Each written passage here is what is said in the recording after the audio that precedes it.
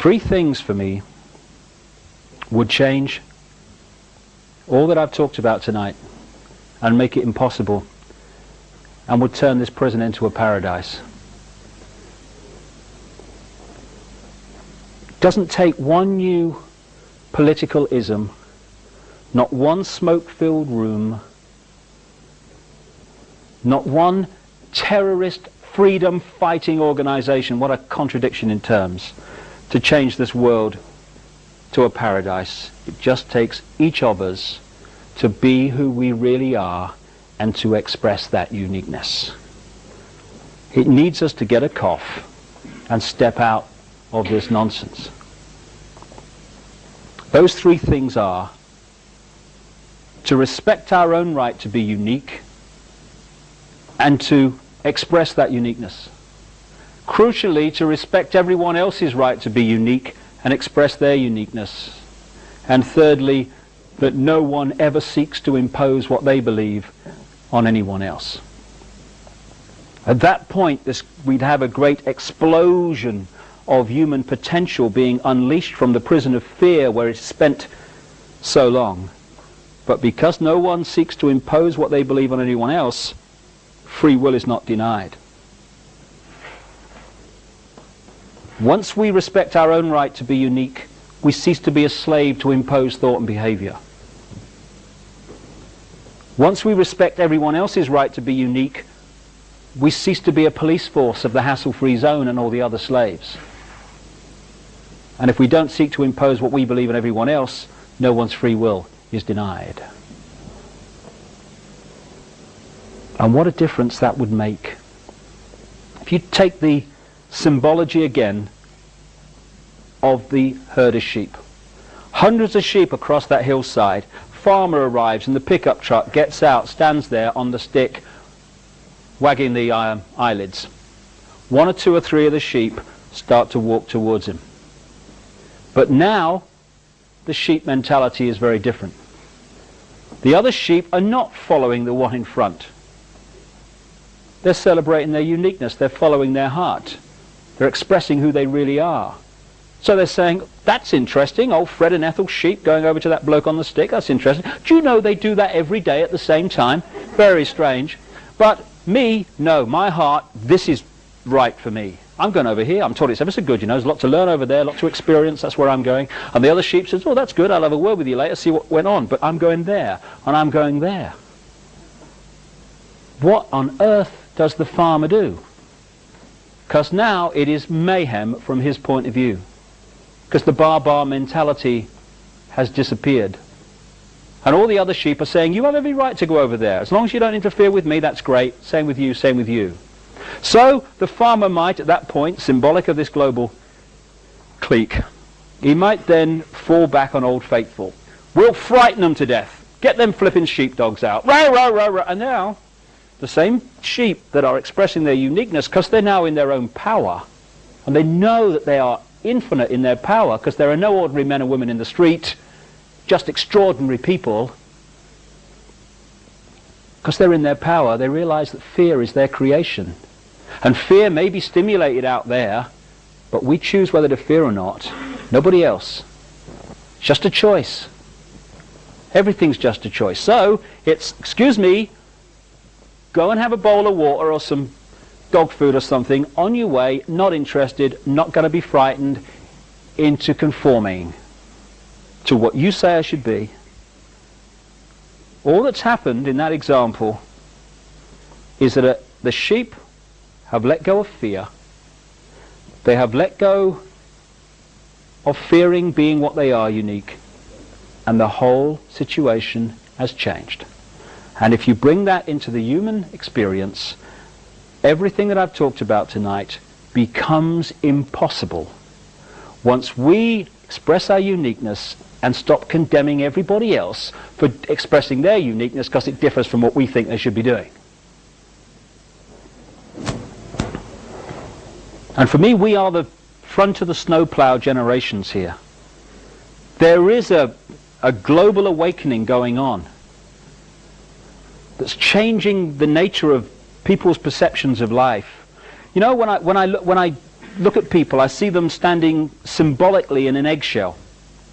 Inside the eggshell is that very narrow area of our consciousness that we actually operate on in this three-dimensional world. And that very narrow area, first gear as I call it, is a doddle to manipulate by messages hitting us through the eyes and the ears constantly. Outside of the eggshell is our multidimensional consciousness, not some other external entity, our own multidimensional I going on into infinity. An infinity of love, understanding, wisdom, knowledge. Because, you know, people say you have to seek enlightenment. I don't agree with that. Enlightenment's never gone away. Enlightenment is sharing exactly the same space as ignorance. It's just on a different vibration, that's all. What I feel, my view anyway, we need to do is not seek enlightenment, but remove the barriers that are keeping enlightenment out. And that is the eggshell. An eggshell made up of fear, guilt, resentment, lack of self-esteem, I can't, limited imagination of ourselves. Fear. And when that starts to crack, and it's cracking for more and more people, multidimensional self starts to get access to reconnect with first gear self. And at that point, we start to perceive ourselves and life very different. Symbolically, I feel that what's happening is there are vibratory changes going on around the planet as a natural course of human evolution, which are cracking this eggshell, this low vibrational energy that is our prison. And so the light, if you want to call it that, the multidimensional self, the infinite self, is starting to get in and reconnect with this self. Suddenly, and I get 2,000 or 3,000 letters a year now from people of all walks of life, increasingly from around the world, and the same experience is being experienced by all these different people. And that is, they're saying, I'm seeing myself in the world very differently. Why haven't I seen it before? It's so obvious. Because now the eggshell's cracking. And it's not first gear that's making the perception process in this world. It's multidimensional self. We're becoming whole again. We're becoming what we really are, but have forgotten we are.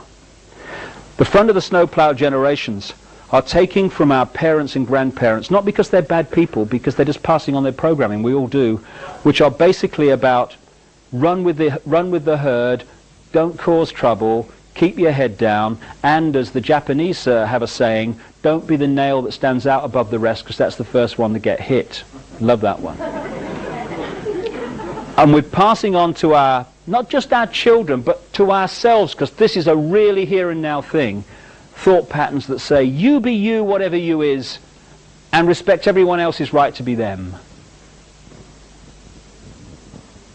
And the people between that and that are our generations. If we can let go of our own fear, we can remove fear from the world.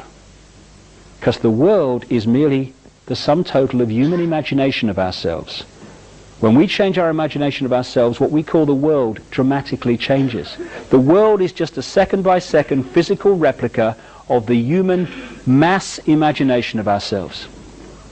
When we let go of our sense of limitation, our sense of fear, our sense of I can't, the world ceases to be a prison, because we have created it. There's a wonderful singer in this country, a German called Gila, who, it's a lovely song, which goes, we are the power in everyone. We are the dance of the moon and the sun. We are the hope that will never hide. We are the turning of the tide. If we can turn the tide within ourselves, from freedom or to freedom from fear, then we turn that tide outwardly in the planet. And all it is, like everything else, is a choice. A choice between fear and love. That's all it is. We can choose to be frightened. We can choose to hate. It's a choice. Or we can choose not to fear, and we can choose to love. Not love on the basis of I love you if I fancy you, darling, but I love you because you exist. I love you whatever. I love you without condition. And if we want to change the world, it has to start with self. Fear, anger, hatred, condemnation, dictating what other people should be, that's the world we've got. That's the prison. But paradise is waiting. It's a thought, an attitude away. That's all it is, a choice away. Love. If we love each other and love the world, our lives are fundamentally changed and the world is fundamentally changed. And we are the generations, strange as it may seem when you survey the world today, we are the generations, I passionately believe, who are going to love the world into the paradise it really should be and was always designed to be. Changing the world is not something in the future anymore. Oh, I hope it'll be better for the kids. It's here and now. We're going to see it happen. Another song, the chorus of which I'll finish with. Love can build a bridge between your heart and mine. Love can build a bridge. Don't you think it's time? More and more people across this planet are screaming yes to that question. And we are the generations who are going to love the world to a paradise. Thank you very much. Thank you. Thank you.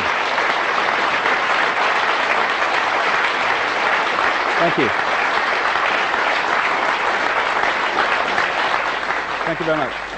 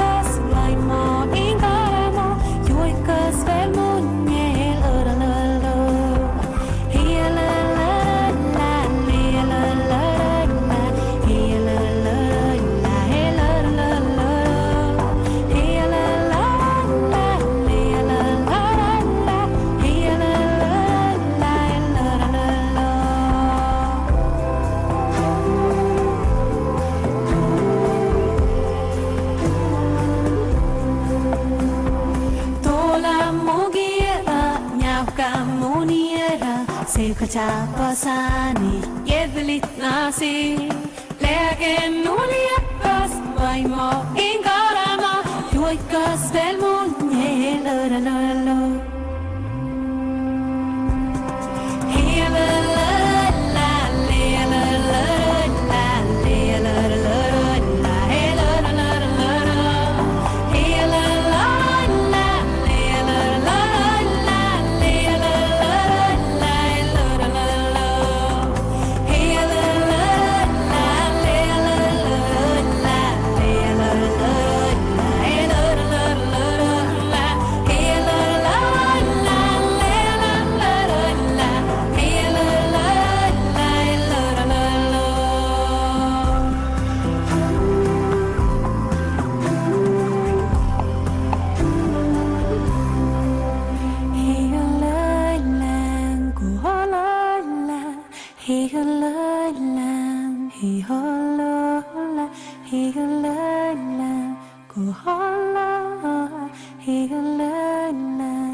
He